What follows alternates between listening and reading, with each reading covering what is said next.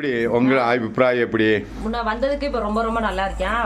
முன்னாடி இப்ப நல்லா அவனாவே எந்திரிச்சு உட்கார்றதுக்கு ட்ரை பண்றியா, கை கிளாப் பண்றியா, டாட்டா காமிக்கிறியா, பேசுறியா. முன்னாடி அது எதுவுமே பண்ணல.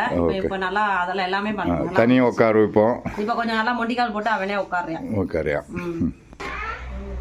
இப்போ அப்பா அம்மா எல்லாமே கூப்பிடும். அப்பா அம்மா எல்லாமே கூப்பிடுறியா, மொண்டிக்கால் போட்டு அவனே உட்காந்துட்டு. முன்னாடி தவந்துகிட்டே இருப்பியா, உட்கார மாட்டியா, உட்காரியா.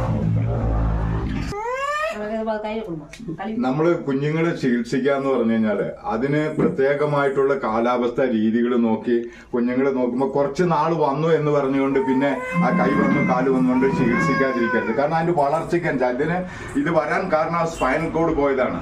ഇത് ചിലപ്പം നമ്മൾ പ്രഗ്നന്റ് ആയിരിക്കുന്ന സമയത്ത് വീഴ്ചയിലുണ്ടാവാം, ചിലപ്പോൾ നമ്മൾ മാനസിക സംഘർഷങ്ങൾ ഉണ്ടായാലുണ്ടാവാം, ഡെലിവറിക്ക് താമസിച്ചു കഴിഞ്ഞാൽ ദുർമോദസ് വലിച്ചിട്ടുണ്ടാവാം.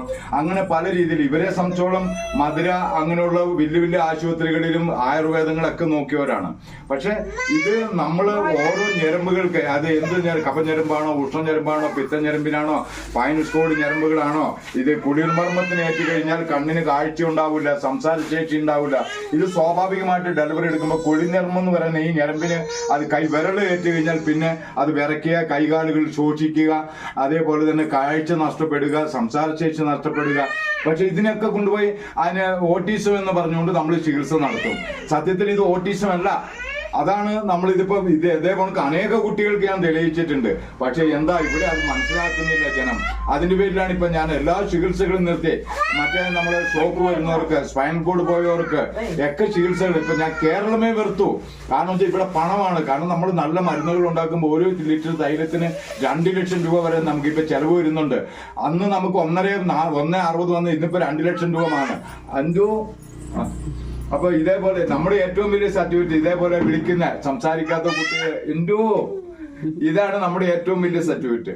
അപ്പോ ദൈവത്തെ ഓർത്ത് നിങ്ങൾ ചികിത്സകൾ ചെയ്യുന്നവർ തുടർന്ന് ചികിത്സിക്കണം, അത് കാണണം.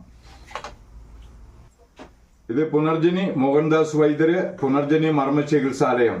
നിങ്ങൾക്ക് സംശയമുള്ളവർക്ക് 88 48 42 34 ഈ നമ്പറിൽ നിങ്ങൾക്ക് വിളിക്കാം.